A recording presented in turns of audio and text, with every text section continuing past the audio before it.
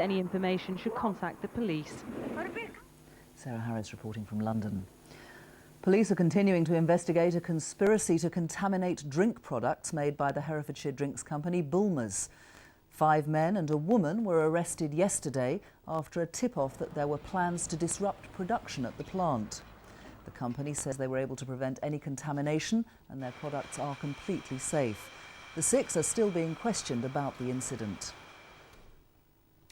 2 men and a woman have pleaded guilty at Birmingham Magistrates Court of cruelty to 11 Rottweiler puppies.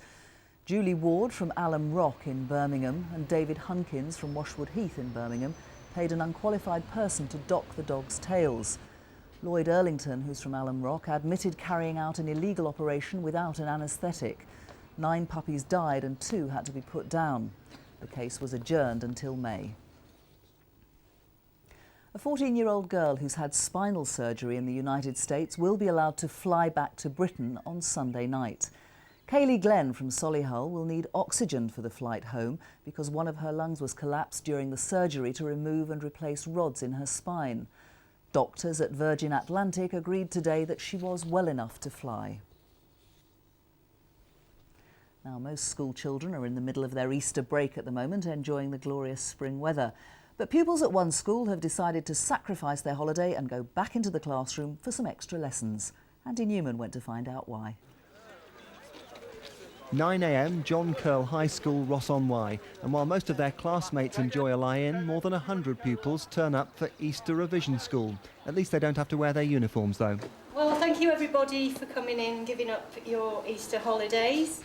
They've been here all week apart from Bank Holiday Monday. The idea is to give A-level and GCSE students a chance to top up their knowledge in a more relaxed atmosphere ahead of their external exams next term. It's slightly more informal lessons, longer lessons as well. These last for an hour and a half.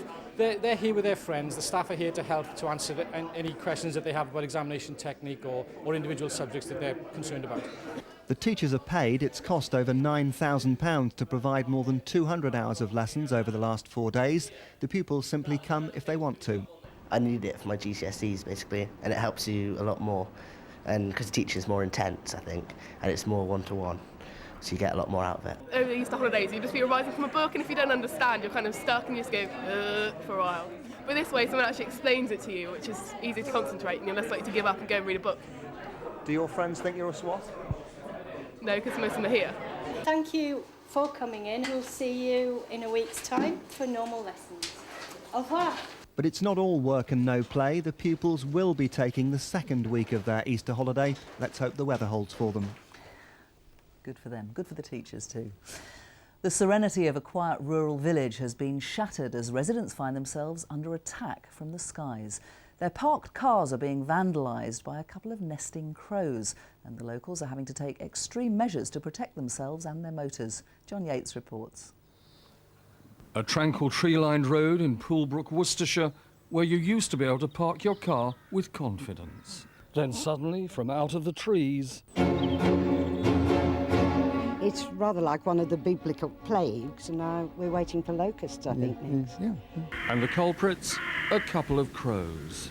And this is what they're after, strips of windscreen wiper, the very latest material in crow nesting technology. My wife said, I've seen a crow sitting on the back of your car. And being a man, I just dismissed that because it was a silly woman's idea at the time, but I'm totally wrong. Totally wrong. They've attacked Stella Bristow's car at number 6. They've attacked the Lloyd's car at number 8. They strike when there's no one around. In the Churchdown Road area, no car is safe. David Sharp's not-so-sharp shooting has failed to scare them, but he's another anti-crow plan in the pipeline. Cut-to-length plastic piping available at most plumbers' merchants. Others have fashioned their own devices from other materials. Some prefer the trusty bin bag. One suggestion has been made that there's a chemical used in the production of rubber that attracts these birds, but I don't know. So if in Poolbrook, watch out. There are some car-crazy crows about. And let's hope their building technique doesn't catch on. Now, a quiet corner of Herefordshire is hoping to become the centre of the racing world tomorrow when Samuel Wilderspin takes his chance in the Grand National. The 10-year-old's one of 20 horses trained near the Welsh border by Richard Lee, and everyone's hopeful of a big run. Daniel Pallett reports. Leading the way to the morning gallop, Samuel Wilderspin has enjoyed a tranquil build-up at his stables in Bulletin. But this is what he's heading for. 30 daunting fences and 4.5 miles of the world's most famous steeplechase. The pull of the Aintree Grand National is irresistible.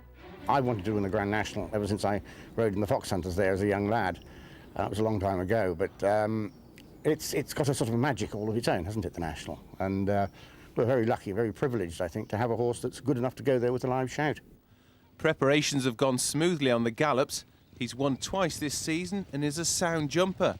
Connections just hope he's not too brave. We can only prepare him as much as we can here. His jumping has always been very sound. I'm just worried that, you know, the first fence he might overjump, that's all. His regular jockey Tom Doyle will ride in the big race. It's his second national mount after a dramatic call-up last year. Mick Fitzgerald got injured early in the day, and I was there to ride in the bumper. And they were trying to contact Paul Flynn, but he couldn't be contacted. So luckily, I got the call up, which was a big surprise. Samuel Wilderspin has attracted a lot of money during the past week. His price has tumbled from 33 to 1 to as low as 18 to 1. It all adds to the nerves. I don't know if I'd be able to watch it if my eyes would be closed. I think I'll be listening more than watching, and I'll watch it when I get home. Win or lose, he'll get a hero's welcome on his safe return. And in football, the West Bromwich Albion manager Gary Megson's refused a prestigious award this lunchtime. He says it's to avoid putting a curse on his side as they go for a promotion to the Premiership ahead of their Black Country rivals Wolves. Megson's been named Nationwide Division 1 Manager of the Month for March, but he didn't collect his champagne because he thinks it's bad luck. Instead, the bubbly's been auctioned off, raising £3,400 for the charity Sport Relief. It's time for the weather now, and so far, so good today. Shefali's making the most of it. We can't keep her inside at the moment. Shefali, will it carry on? Thank you very much, Sue. No, unfortunately not, which is exactly why I am making the most of it. But before we get on to the forecast, I'd like to talk about the Shefali thermometer cards, which I started talking about in last night's forecast, but didn't quite get a chance to finish what I was saying. Now, we've been inundated with emails of how to get one. If you want one and want to keep tabs on temperatures wherever you are, then keep a pen and paper handy, and I'll give you an address at the end of the forecast. Right then, this afternoon, it's going to be dry and it's going to be sunny, but it is a little cooler than yesterday, as you probably noticed, and that's because of a fresher, cooler easterly wind coming in at about 15 miles per hour. So temperatures are only getting up to 15 or 16, although I say only, that's very good for the time of year. But moving on to tonight, and it's going to remain dry and clear. No mist or fog patches overnight, but temperatures are down to 3 Celsius, so that is going to give a touch of frost. But we are keeping a bit of a breeze from the northeast at about 13 miles per hour. And tomorrow, again, fairly breezy, but it is much cooler. So even though it looks dry and sunny and will stay that way throughout the day, don't go out in your shorts because it's going to be much cooler in comparison to what we've had. Highs of only 12 Celsius. And as for the rest of the weekend, Sunday's looking good as well, but cool. Right then, on to this address. If you want to get one of these thermometer cards, then send a large stamped addressed envelope to Weather Watch with Shefali. That's BBC Midlands Today, Birmingham B57QQ. We've got oodles of time, so I can mention it again. It's Weather Watch with Shefali. That's BBC Midlands Today, Birmingham B57QQ. And at the moment, it's showing highs of 18 Celsius. That's what it's like in the sunshine, but not in the winds. That's it. Back to Sue. Thanks a lot, Shefali. And that's just about it this lunchtime. Later in Midlands Today, we'll be paying a visit to the touchy-feely caring company where they start the day with a hug and they like to give their workers a day off on their birthdays. And guess what? They've doubled their profits. So tell your boss to tune in. We're making sure all ours are sitting in front of the telly. That's at 6:30 this evening. Nick Owen will be here with me. Join us then if you can. Good afternoon.